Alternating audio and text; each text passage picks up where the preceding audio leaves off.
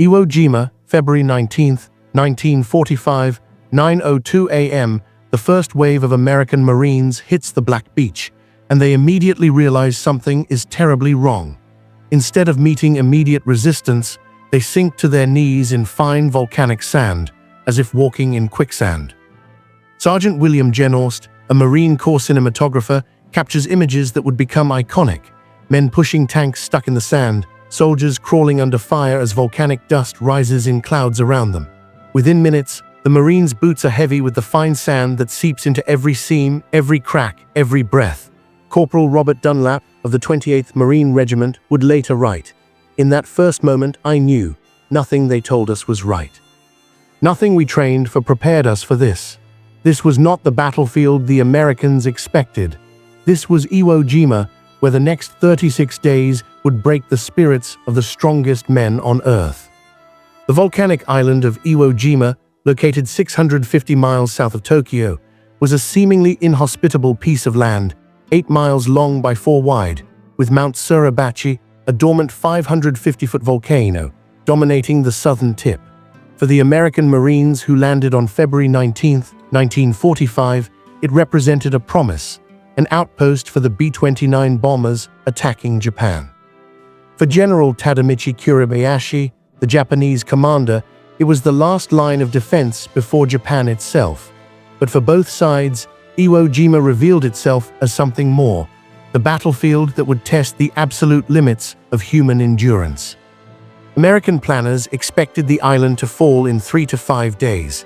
They had bombed the island for 7 months before the landing, dropping over 13,000 tons of bombs and firing over 32,000 artillery shells. General Holland Smith, commander of the Marine Corps, believed the Japanese would be so damaged they would offer little resistance. Lieutenant General Harry Schmidt, commander of the Expeditionary Force, said before the landing, "We expect the Japanese to be so shaken they cannot offer significant resistance." They were terribly wrong. General Kuribayashi hadn't just built defenses on Iwo Jima, he transformed the entire island into an underground fortress. When he took command in June 1944, Kuribayashi immediately recognized that American air and naval superiority would make any traditional coastal defense useless. Instead, he ordered his men to dig into the island itself. For 8 months, 6,000 Japanese soldiers worked in 18-hour shifts, using pickaxes, shovels, and limited explosives to create a tunnel system that would eventually stretch for more than 11 miles. These tunnels weren't simple trenches, but a sophisticated network with up to 7 levels of depth, connecting more than 5,000 firing positions, hospitals, ammunition depots, and even a complete radio station. For the American Marines, every step on Iwo Jima was a deadly lottery. Lieutenant John J. Bradley, a combat medic who would later become one of the flag raisers on Mount Suribachi, would write, "Never before had we faced an enemy who refused to be seen. On other islands, you could spot the enemy positions, plan an attack. On Iwo Jima, every rock could hide a sniper, every hole could hold a machine gun. You'd advance, take a position, and the next morning the Japanese were back, as if the earth had spit them back out." This experience created a constant state of tension that wore down the mental endurance of the American soldiers just as much as the enemy's bullets wore down their ranks. The Japanese defense system was meticulously planned to maximize the effectiveness of every soldier.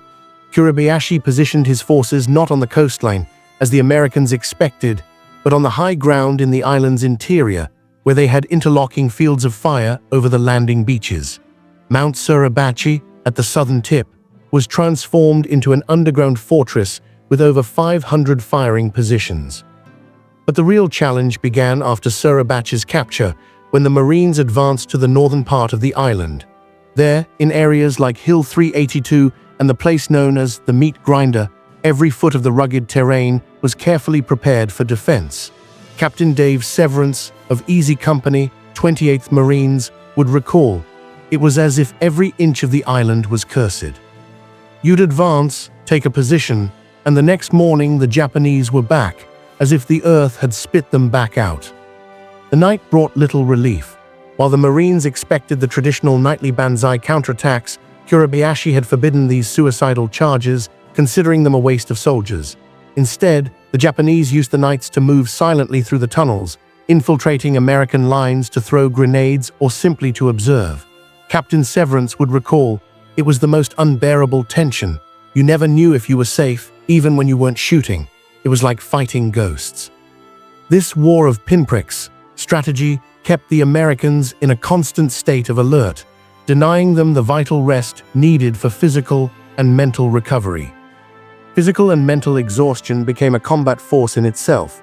The Marines fought in 18 to 20-hour shifts, with little sleep and less food. The volcanic sand, combined with the tropical heat, caused extreme dehydration. Major General James E. Cheney, Chief Medical Officer of the Expeditionary Force, would later report, "Exhaustion was responsible for more casualties than many enemy weapons. Men would simply fall asleep while walking, exposed to enemy fire." Sergeant Fred Boots Thomas, a Marine who earned his nickname because his boots were constantly filled with sand, would write, "The sand was in our eyes, in our mouths, in our weapons. We had to clean our rifles 3 times a day just to keep them firing. It was like fighting an invisible enemy that was everywhere." The experience in the Iwo Jima tunnels was particularly terrifying. Sergeant Jim Lane, who participated in several tunnel clearing operations, would describe, "It was like walking into hell. The hot, humid air hit us first, followed by the smell, sweat, excrement, burnt ammunition, and something worse, something rotten. Then total darkness. You couldn't see your own hand in front of your face." The Marines had to advance backwards, with the point man using a flamethrower or throwing grenades ahead, knowing that any turn could hide a deadly ambush. Claustrophobia was a constant problem, with many men panicking and having to be dragged out. For the Japanese buried in the tunnels, the situation was even more desperate.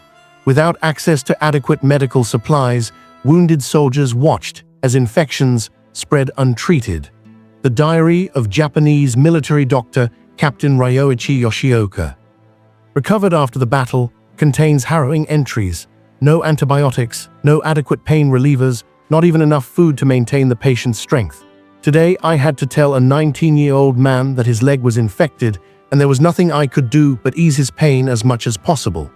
The Japanese logistical situation was desperate from the beginning. American naval blockades had prevented significant supplies from reaching the island since June 1944. When the battle began in February 1945, the garrison was already operating on reduced reserves. Captain Suribachi, Kuribayashi's staff officer, recorded in his diary, "Rations were calculated to last 3 months of siege, but we consumed them in 6 weeks due to the intensity of combat. Now we are reduced to a quarter of a rice cracker per man per day. Soldiers are collapsing from exhaustion during their watch shifts." The battle reached its climax on March 26, 1945, when General Kuribayashi led his own final attack. It was not a traditional banzai charge, but a night infiltration operation with his last 300 men. Even in death, he maintained his tactical conviction. His body was never identified, the final anonymity for the man who rejected traditional glory. The attack was a tactical failure, but symbolically significant. It showed that to the very end, Kuribayashi refused to follow traditional Japanese doctrine. The result was a battle of attrition without precedent. While statistics from other Pacific battles showed a 5-to-1 casualty ratio in favor of the Americans, 5 Japanese killed for every American. On Iwo Jima, the ratio was 1.2-to-1. Of the 21,000 Japanese defenders, only 216 were taken prisoner during the 36 days of active combat. On the American side, the casualties were shocking: 6,821 killed and over 19,000 wounded. As General Holland Smith, commander of the Marine Corps, would later observe, "I don't know if taking Iwo Jima was strategically necessary, but I do know it was the bloodiest battle our men ever participated in." 75 years later, the veterans who survived still carry the psychological scars of Iwo Jima. Sergeant Lane, decades later, still woke up with nightmares of the tunnels. "Even now, I can feel that darkness, that smell. It's as if a part of me is still there, trapped in that eternal darkness." Lieutenant Bradley, who became a national hero after the flag photo, struggled with what we now call post-traumatic stress disorder for the rest of his life. He rarely spoke about Iwo Jima, and when he did, it was about the moments of desperation, not heroism.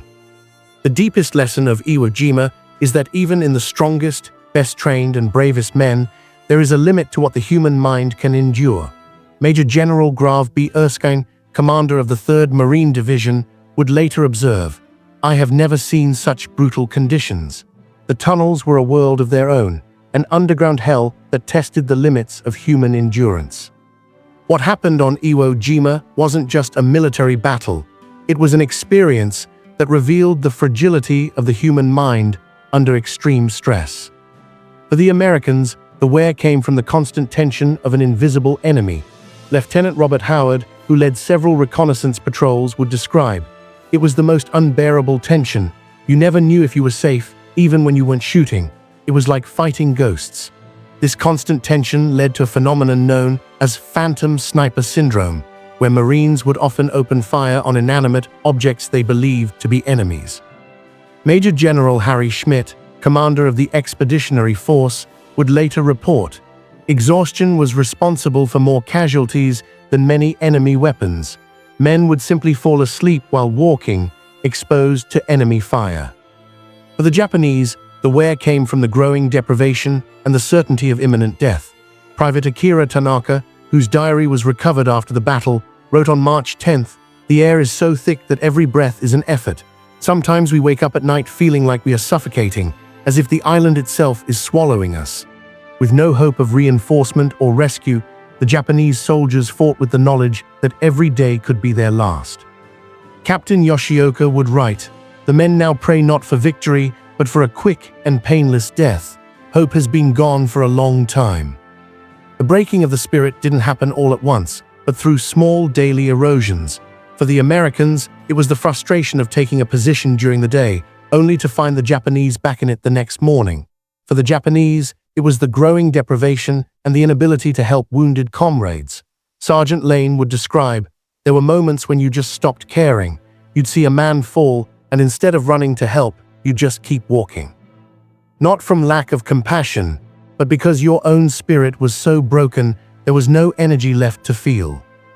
The most documented breaking point came on March 14th, when Colonel Takayuki Nishi, Olympic hero and commander of the 26th Tank Regiment, led a banzai attack against American lines.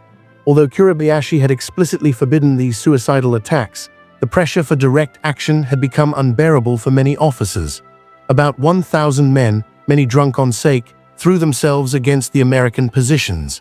The result was a predictable carnage. American machine guns, pre-positioned, opened fire. At dawn on March 15th, more than 800 Japanese lay dead on the field. The attack was definitive proof that Kuribayashi was right, but also a testament to the desperation that had broken the spirit of even the most disciplined officers. The breaking of the spirit was not just an individual phenomenon, but a collective one. Captain Severance would recall, "There was a moment, around day 20, when you could feel something change.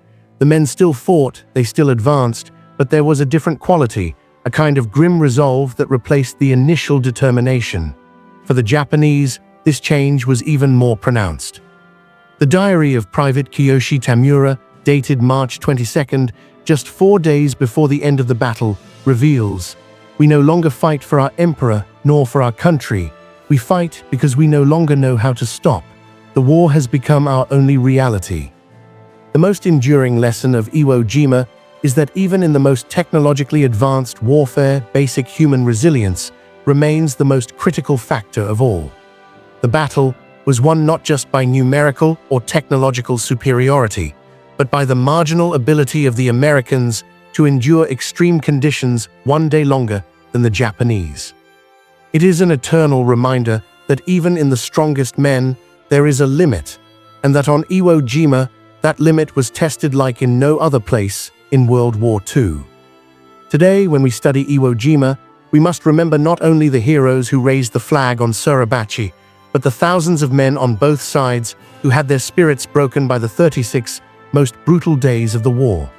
These are the true heroes of Iwo Jima's history, not those who sought glory, but those who persisted despite the hell beneath their feet and all around them, until their spirit finally broke.